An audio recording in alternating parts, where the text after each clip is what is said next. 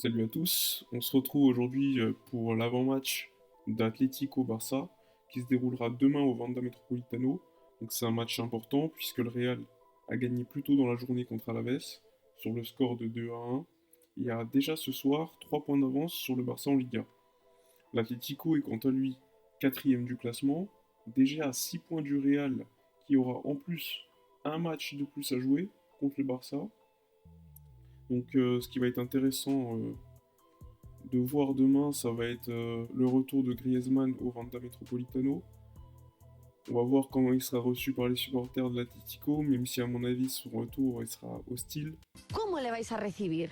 Mal, muy mal. Va a haber mucho silbido. La van a pitar, seguramente. Compito seguramente. Malgré ses grosses saisons, il n'est jamais entré définitivement dans le cœur des supporters, comme Diego Godin par exemple, qui est une immense idole à Madrid.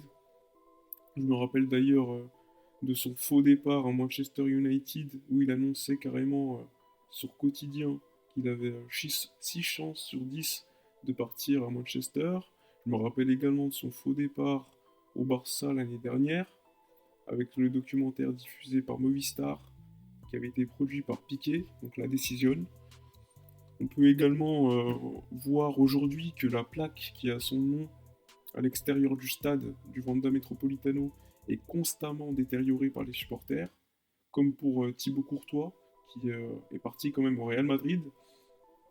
Simeone et Koké, ils ont été d'ailleurs interrogés sur le retour de Griezmann au Wanda Metropolitano.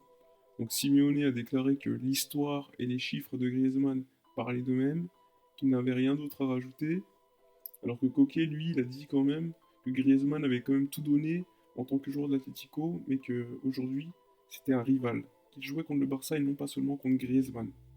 Et que les sifflets, bon, franchement, les sifflets pour Griezmann, ils s'en foutaient, quoi. Bon, deux déclarations quand même assez froides de personnes qui ont quand même un certain passé avec Griezmann. Pour passer concernant les derniers résultats contre l'Atlético en championnat, depuis l'arrivée de Valverde, donc il y a eu 4 confrontations qui se sont soldées soit par 2 matchs nuls ou par 2 victoires. Donc concernant les absences pour le match de demain, côté Barça, Sergio Busquets est suspendu pour accumulation de cartons jaunes en Liga. Dembélé il est blessé pour 10 semaines, bon, comme d'habitude. Jordi Alba n'est pas encore apte, tout comme Nelson Semedo. Côté Atlético, c'est Savic, Jiménez et Diego Costa qui sont absents. Côté Barça, il sera donc intéressant de voir les deux milieux qui vont accompagner Frenkie de Jong, qui est pour moi déjà le milieu indéboulonnable de Valverde, soit Arthur, qui a complètement disparu depuis quelques semaines, donc assez bizarrement d'ailleurs, soit Vidal, qui a cette semaine mis la pression sur le club pour jouer un peu plus, soit Rakitic, qui malgré un match assez neutre contre Dortmund, aurait impressionné étonnamment des observateurs ou des supporters. Donc on va voir qui va accompagner Frenkie de Jong. Personnellement, mon 11 de départ pour demain, ça serait plutôt pas de surprise au gardien, Ter Stegen au but, Junior Firpo à gauche, Sergi Roberto à droite, Clément Langlais et Piqué en défense centrale, Frenkie de Jong en 6, accompagné, pour moi, Arturo Vidal et Arthur au milieu de terrain, et en attaque, Messi, Suarez, Griezmann. Concernant l'Atlético, bon, pas besoin de présenter l'Atlético, hein, c'est une équipe qui défend très bien, très bas. Bon, il faudra alors étirer au maximum le bloc madrilène, et c'est là que je considère qu'un vrai ailier est nécessaire. Cependant, comme Dembélé est blessé, comme je ne vois pas Ansu Fati ou Carles Perez titularisés, il faudra alors que les latéraux n'hésitent pas à se projeter pendant tout le match.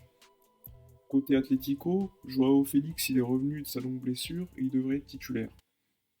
Il faudra également faire attention à Alvaro Morata, qui a marqué 8 buts en 14 matchs cette saison. Bon, l'Atlético, ils encaissent quand même pas mal de buts, beaucoup plus que les années précédentes, et ils marquent moins, mais ils sont toujours capables de nous poser problème. Donc il sera intéressant de voir si, comme contre Dortmund, on va laisser à un moment donné l'initiative du jeu à l'Atlético pour attaquer en transition. Bon, ça me paraîtrait quand même assez bizarre de voir l'Atlético arriver à dominer le Barça dans le jeu. Bon, avec le Barça de Valverde, j'ai envie de vous dire, Je serais pas du tout étonné de voir ça, quoi. Bon, il faudrait absolument gagner le match pour ne pas être distancé par le Real Madrid, qui est en nette amélioration depuis quelques semaines.